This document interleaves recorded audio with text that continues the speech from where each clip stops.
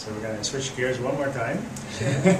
So let's just talk about the investing part of it, because I know you said you have 35 years of experience on the investing side of things. Yeah, I've been in the financial services industry. Yeah, financial part of 35 years. So you take like individuals, couples, whatever, you sit down with them? I sit down with people and I take what's literally a financial snapshot, where you are today in terms of your finances. I look at your cash management, and then I determine what a person's goals are, what their concerns are, and I try to come up with a plan that suits them. I want to look at what your short, medium, and long-term goals are and figure out a way to help you achieve that, whether it's to buy a house, a cottage, make sure that there's enough for education for your children, make sure that there's enough for retirement. If you wanted to take a trip around the world, I can help you save for that.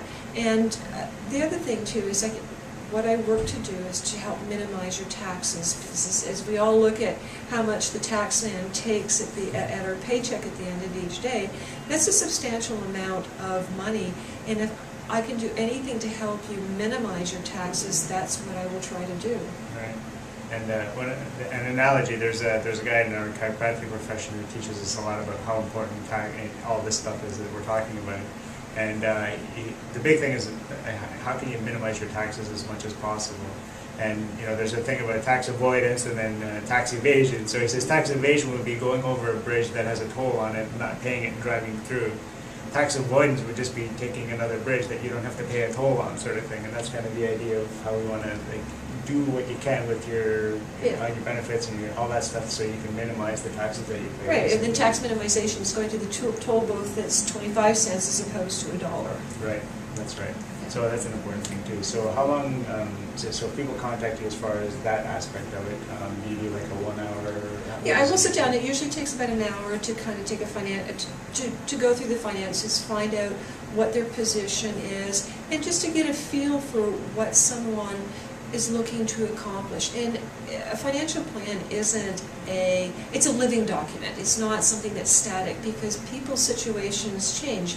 Kids may appear, an inheritance may happen, there could be marital problems, or whatever it is. Every time there's a change in someone's life, I like to help them find what's the best way to navigate through that change, so that at the end of the day that they are going to be financially secure.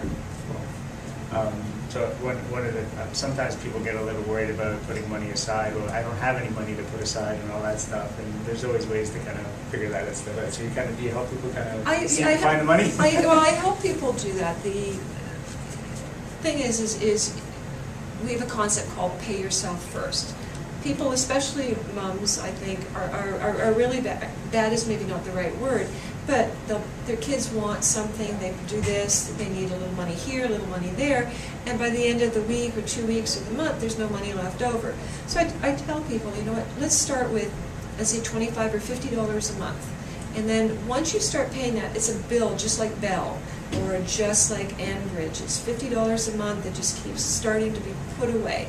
And if that doesn't make a huge dent in your lifestyle, say, you know what, maybe let's increase it after a few months and see how that works. Because the last thing I want to do is have someone start off putting away too much money so that they feel broke at the end of each month. Because if you feel broke at the end of each month, you're not going to save money, because you're going to stop the plan and you're off. Right. You need to start small and build up.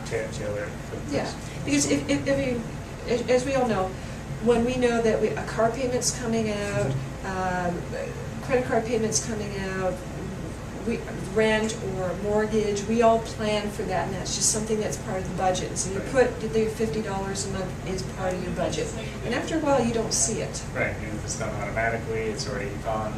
Just like the whole thing is just out of sight, out of mind kind of thing. Because if you say, I'll take my spare money and I'll put it away, well, that doesn't work. Never happens. It never happens. That's right. Because money seems to, and I'm just as guilty, money burns a hole in people's pockets. Yeah, it's there, spend it. And it's even harder these days when you have online banking, is people will move around money all the time. I have clients who had TFSAs, which is a tax-free savings account, at the bank, and I give the Canadian, I think the banks are very happy the Canadian government called it a tax-free savings account, because most people think it's actually a savings account that you should hold at a bank.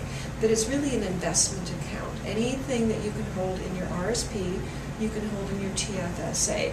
And there are huge advantages, which I'm not going to go into now, to having a TFSA and treating it as an investment account. But one of my clients, I suggested that she never had any money in her TFSA because she was constantly pulling it out.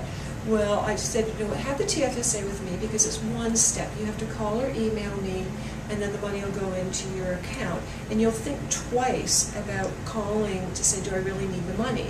And so now she has money that she is going to school at night, that she is able to pay for school or go on her vacation, and as she becomes more financially secure, her TFSA will be used more as an investment account as opposed to an emergency savings account. Cool. And I actually saw like a chart on that, like comparing an RSP to a TFSA, and it was kind of interesting over the course of time that the TFSA almost had some, a fair amount of benefit, almost.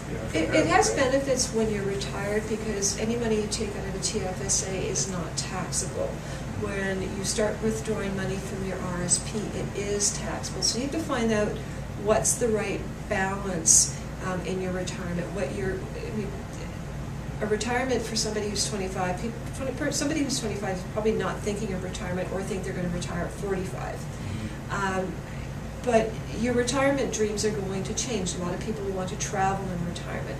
Some people just want to sit on a boat or in a cottage, and so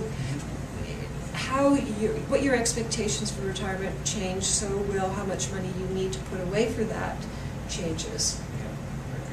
Okay, well, thank you very much for your insightful information. That was really great, so I appreciate that very much. Thank you very much, Marco. All right, so once again, if you think about any of your needs in this sector here, that was a great resource for this. She's part of my BNI group, and to be part of the BNI group, you have to be good at what you do, so I know she's good at what she does. Thank you. So just give her a call, and she'll be happy to help you out. Thank you very much. Take care.